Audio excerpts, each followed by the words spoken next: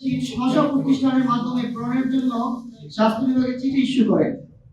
পরবর্তীতে 4 মে স্বাস্থ্য অধিদপ্তরের পরিকল্পনা ও গবেষণা দপ্তর হতে প্রকল্পটি 2025 থেকে 30 মার্চ 2025 পর্যন্ত তাদের হাজিরা শীট প্রদান করে। কিন্তু দুঃখের বিষয়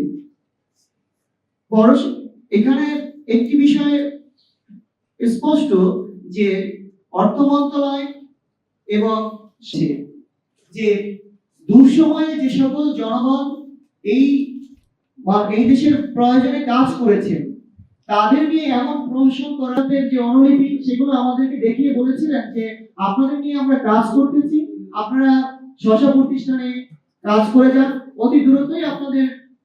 এবং আপনাদের মাধ্যমে আমরা জানতে চাই যে দুঃসময়ে কাজ করিয়ে তাদের সাথে এমন প্রহসনমূলক যে অবদান করিয়ে দেওয়ার জন্য যে সকল কর্তা ব্যক্তি দায়ী তাদের কাছ থেকে আপনাদের মাধ্যমে আমরা জানতে চাই যে তারা কেন এমন সমন্বয়হীনতা এবং দিতে হবে।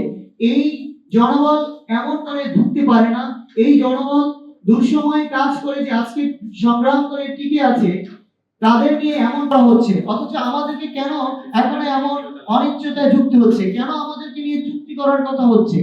যেহেতু আমাদের এই জনবল অনুপস্থিত হলে কাজ ব্যাহত হবে, বিশেষ করে আইসিইউ এবং আরটিপিসির সমস্ত মডার্ন মাইক্রোবায়োলজি যে ল্যাবগুলো করা হয়েছে সেগুলোর সেবা বন্ধ হয়ে যাবে। তাই এদেরকে পরবর্তীতে কাজ অব্যাহত রাখার জন্য একটি চুক্তির মাধ্যমে জুন পর্যন্ত এবং তার পরবর্তীতে পরিপূর্ণ কাজ করার প্রেক্ষিতে তিনি প্রস্তাব করেছেন যে জুলাই। আমাদের এই জন্যই প্রস্তাব হয়েছে যে যেহেতু আমাদের কোভিড কালীন সময়ে যে আইসিইউ নির্মিত হয়েছে, যে আরটিপিসিআর ল্যাবরেটরি প্রতিস্থাপিত হয়েছে, সে সকল পদে চুক্তিবদ্ধ হয়ে আগাবো। তাই আমাদের এখন একটাই প্রস্তাব এবং দাবি যে যেহেতু পদ সৃজন হচ্ছে আমাদেরই নামে, তাহলে আমাদেরকে দ্রুত